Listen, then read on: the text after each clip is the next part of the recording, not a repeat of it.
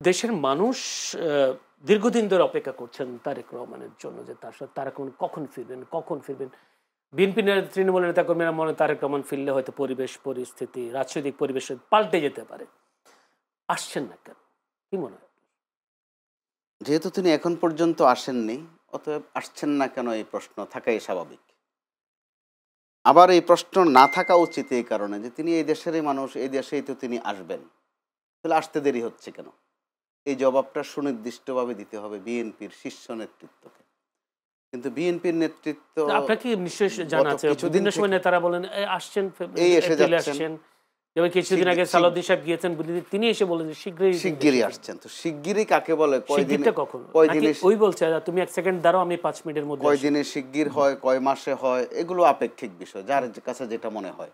আর রাজনীতিবিদদের জন্য কিছু শব্দ আছে, অভিধানে যাই থাক, আপনি আমি গণমাধ্যমে এসব অর্থ যাই লিখি, তারা যখন বলেন শিগগির, অবিলম্বে, অনতিবিলম্বে, সহসা, এ ধরনের অনেক শব্দ আছে, তাদের খাতায় যখন এই শব্দগুলো যাবে, তাদের হাতে যখন পড়বে, এগুলোর অর্থ আরেকটা হয়ে যায়। অর্থাৎ তারা যেটা বলেন এটাই শুদ্ধ। যদি ধরেন কথার কথা উনি 1 সপ্তাহ পরে আসেন, এটার অর্থ হয়ে যাবে যে শিগগির অর্থ এটাই বলছিলাম, আর 1 মাস পরে আসলে যে এটাই অর্থ হচ্ছে বলছিলাম যে অবিলম্বে আসবে। আচ্ছা। তাদের কাছে ব্যাখ্যা থাকে। তো আমরা, যেহেতু তিনি এখনো দেশে আসেননি, এটা হচ্ছে বাস্তবতা। তো এত বড় একজন দলের নেতা দেশে আসবেন, এটা একটা প্রস্তুতির বিষয় আছে। এটা হচ্ছে আমি আমার অবস্থান থেকে বলছি। আমি যখন ঢাকা থেকে গ্রামের বাড়িতে যাই, তবু 2-4 দিনের প্রস্তুতি আমাদের লাগে। আর তারেক রহমান একটি দলের এখন এই মুহূর্তে ভারপ্রাপ্ত প্রধান, উনি কি ফাংশনালি বেগম প্রধান। খালেদা জিয়ার চেয়েও বড়? না, মোটেই নয়, অতি ভারপ্রাপ্ত, হুম। অতএব বড় নয়। কিন্তু ফাংশনালি তিনি প্রচুর কাজ করছেন দলের জন্য। বাইরে থেকে একটা দল এইভাবে পরিচালনা করা, এটা কিন্তু একটা রেকর্ড তৈরি তিনি করেছেন। অবশ্যই এটা রেকর্ড আপনার তৈরি বা করেছে। অন্য কারো বা আমার পছন্দ হোক বা না হোক, এটা ওই দেশের রাজনীতির ইতিহাসে লেখা থাকবে যে এত বড় একটা দল তিনি সেখান থেকে চালাচ্ছেন। তখন চালাতে গিয়ে মাঝে মধ্যে হয়তো ভুল ত্রুটি হচ্ছে, সেগুলোও ঘটনা অস্বীকার করার মতো নয়। কিন্তু এও সত্য, তিনি আসার পর রাজনৈতিক পরিস্থিতি বা চিত্র বা মাঠের চিত্র কিন্তু বদলে যাবে। বলছি এই কারণে, নির্বাচনের সময় সামান্য কথা নিয়েও কিন্তু যে কোনো সিন সিনারি তৈরি হয়ে যায়। নির্বাচনের বিষয়টা এরকমই। আমাদের আকন বাইরে এখন মাঠে যেগুলো কাঁপাচ্ছেন, তারা দল তুলনামূলক ছোট, কার চেয়ে ছোট? বিএনপির চেয়ে ছোট। এখন আপনি আবার বলবেন ছোট বললেন কেন, বড়ই বলেন। তো ঠিক আছে, বড়ই বলে দিলাম, রুল নম্বর আগে এনে দিলাম। বাস্তবতা হচ্ছে বিএনপির মতো বিশাল একটা দলের ঘাম ছুটাইয়ে ফেলতে পারছেন ওনারা। যেটা বিএনপির ভারপ্রাপ্ত চেয়ারম্যান তারেক রহমান সাহেব 8-9 মাস আগেই দলের নেতা কর্মীদেরকে বলেছিলেন যে সামনের নির্বাচনটা বড় কঠিন হবে, সামনের পরিবেশও বড় চ্যালেঞ্জিং হবে। বিএনপির নেতা কর্মীরা কিন্তু সেটার অর্থ ওই সময় ওইভাবে টের পান নাই, যে আমাদের আবার ঘাম ছুটাবে কে, আমাদেরকে আবার চ্যালেঞ্জে ফেলবে কে, চারদিকে তো আমরা আর আমরাই। আওয়ামী লীগ আমলে আমরা দেখেছি, আপনার সাথে যদি 10 জন লোকের দেখা হয়, গুনলে দেখেন যে ওখানে 11 জনে আওয়ামী লীগ। এখন আপনি প্রশ্ন করবেন আরেকজন আসলো কোত্থেকে, ওইটা আপনি নিজে, কারণ আলামত দেখে আপনারা আওয়ামী লীগ হওয়া ছাড়া উপায় নাই। তাহলে 10 জনের সাথে ধাক্কা খাইলে 11 জন হয়ে যায় আওয়ামী লীগ। তো এখন হয়তো বাস্তবতা ওই জায়গা নাই, কিন্তু 5 জনের সাথে দেখা হইলে 6 জন বিএনপি পাওয়া যায় এখন।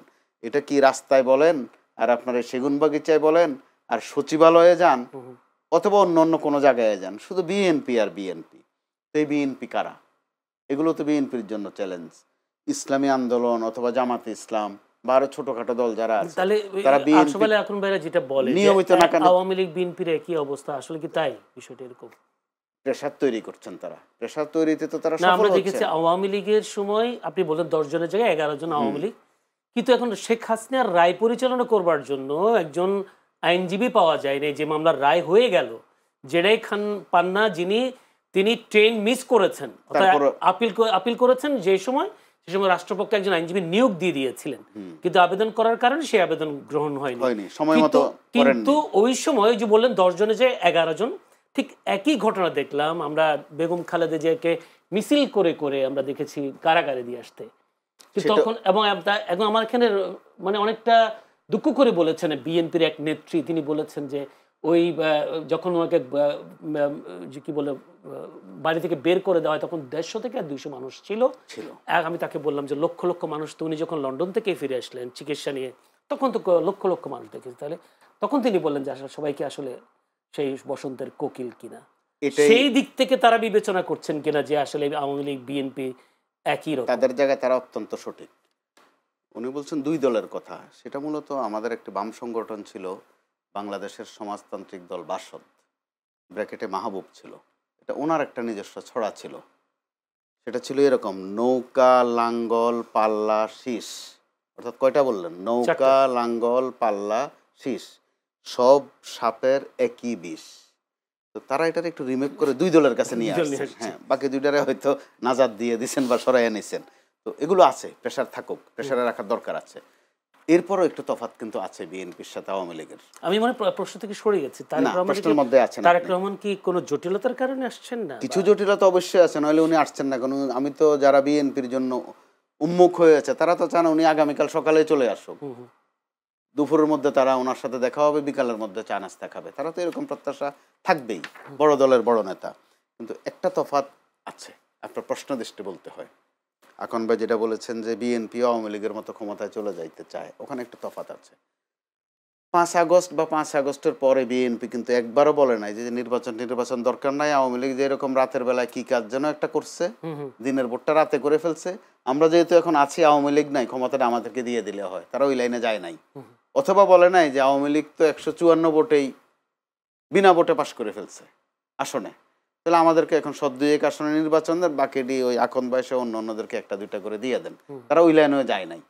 তারেক রহমান সাহেব আপনি খেয়াল করে দেখুন, প্রত্যেকটা বক্তৃতায় যতবার বলছেন নির্বাচন, তার চেয়ে বেশি করে বলছেন ভোট চাই, যে ভোট দিন, প্রয়োজনে আমাকে দিবেন না, তবুও ভোট দিন। অর্থাৎ ভোটের একটা সংস্কৃতি তিনি অন্তঃপ্রাণে চাচ্ছেন এবং নির্বাচনের মাধ্যমে ক্ষমতায় আসতে চাচ্ছেন। আওয়ামী লীগের সাথে কিন্তু বিএনপির এই একটা মোটা দাগের তফাৎ আমরা স্পষ্ট দেখতে পাচ্ছি।